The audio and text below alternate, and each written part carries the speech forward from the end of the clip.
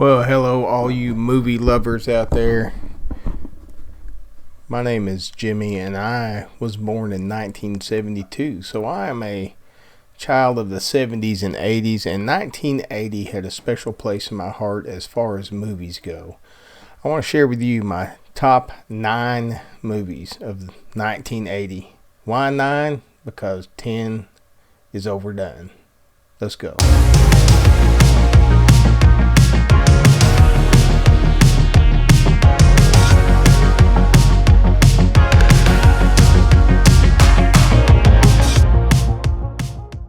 Now, 1980 was a kind of a spooky year. It was the year we got The Shining. That's right. This is Stanley Kubrick's take on the legendary book from one Stephen King. And I know they had some creative differences on this.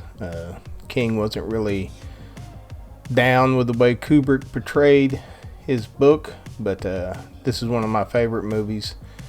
It has spawned many documentaries just analyzing all the different aspects and all the creepy little things that Kubrick snuck into this movie.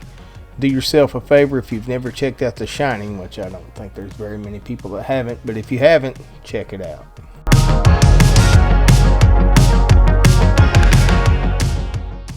Now, number 8 on the list is the beginning of the Friday the 13th franchise. That's right. This is where we were introduced to the Voorhees family, and spoiler alert, Jason wasn't the killer in this one. I'm sorry. I don't want to ruin anything for anybody, but you know what? It's been 42 years since this has been out, so I think you've had enough time to catch up on this thing. But Friday the 13th, one of the many cameo stars in this, I wouldn't say cameos, but one of their first roles, Mr. Kevin Bacon, is in this movie, and he has an especially grisly death. That's what you get for smoking a J in bed, Kevin. Moving on.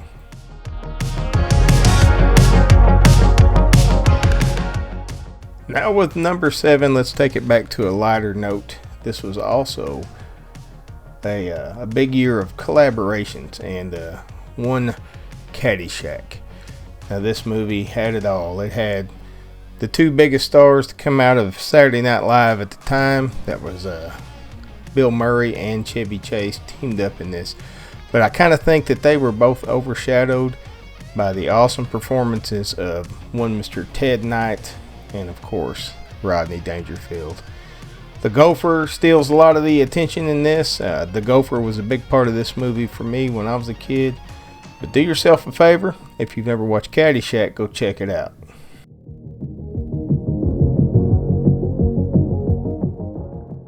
Now, number 6 brings us some more Saturday Night Live alumni in the form of Dan Aykroyd and John Belushi in the Blues Brothers.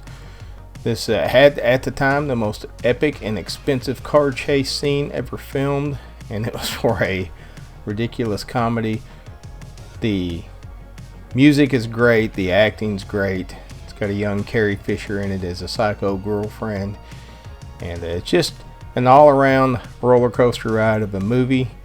It's got that weirdness that Belushi and Aykroyd tended to bring, just that little bit of a menacing undertone to the whole movie.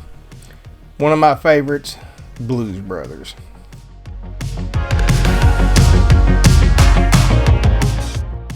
Alright, we are sticking with the comedy theme here. We have Airplane. This was the birth of the Abrams and Zucker slapstick comedy series of movies. You got Airplane, you got The Naked Gun, you got the Hot Shot series, and it spawned into a lot of other slapstick kind of gag movies. Super funny for its time, very original, and when this came out, I remember just the shock value of some of the jokes in this movie. At the time, pretty risque stuff, but Airplane, definitely check that one out.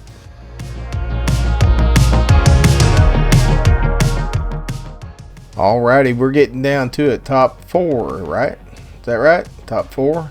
1, 2, 3, 4. Yeah, top 4. Coming in at number 4 is, sticking with the comedies, Cheech and Chong's next movie. Now this was probably the Cheech and Chong movie that I watched the most as a kid, because you weren't supposed to watch Cheech and Chong movies when I was a kid. It was very taboo, the whole subject of marijuana and all the craziness that goes along with it was very taboo around my household. But I snuck around and watched this movie over and over and over as much as I could. I really liked Up in Smoke, but the next movie, when Cousin Red shows up, it's got a special place in my heart. This is my favorite Cheech and Chong movie.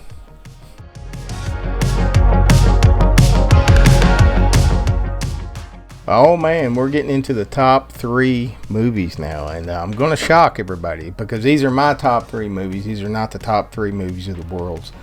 And I am a huge Star Wars fan. I love Star Wars. I love everything about Star Wars. Star Wars pretty much changed my life as a kid. So it kind of pains me a little bit to bring this in at number 3, but number 3 movie of 1980 for me, The Empire Strikes Back. And this is a beloved Star Wars entry. Most people consider this the best movie of the series.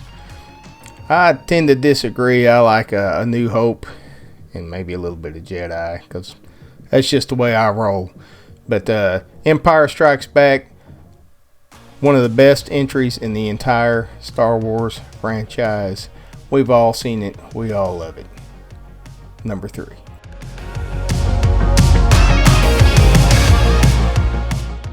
Now here we go, and this is where I'm going to start showing off my nerddom and just what a fan of weird and strange movies I am. Honorable mention goes out to Cannibal Holocaust and all this. That was one of the movies that came out in 1980, and I'm not going to lie to you, I'm not a big fan of Cannibal Holocaust, but I do recognize it for what it is, and it was a groundbreaking movie. With that being said, let's bring it back into the lighter side of things. My number 2 movie is Popeye. Yeah, that's right, Popeye. Not ashamed to say it. Robin Williams, he brought Popeye to life. Shelley Duvall as Olive Oyl. Man, the whole movie to me as a kid was magical. I remember watching it the first time. I was blown away by not just the prosthetic forearms and stuff that Robin Williams wore, but just the fun, the magic. It felt like watching a Popeye cartoon. The music in it is catchy, and you will get it stuck in your head for days. The story is really good. The ending of it was a little bit rushed. It felt like the ending just kind of happened, but I can forgive them for that. Popeye, my number 2 movie. Get over it.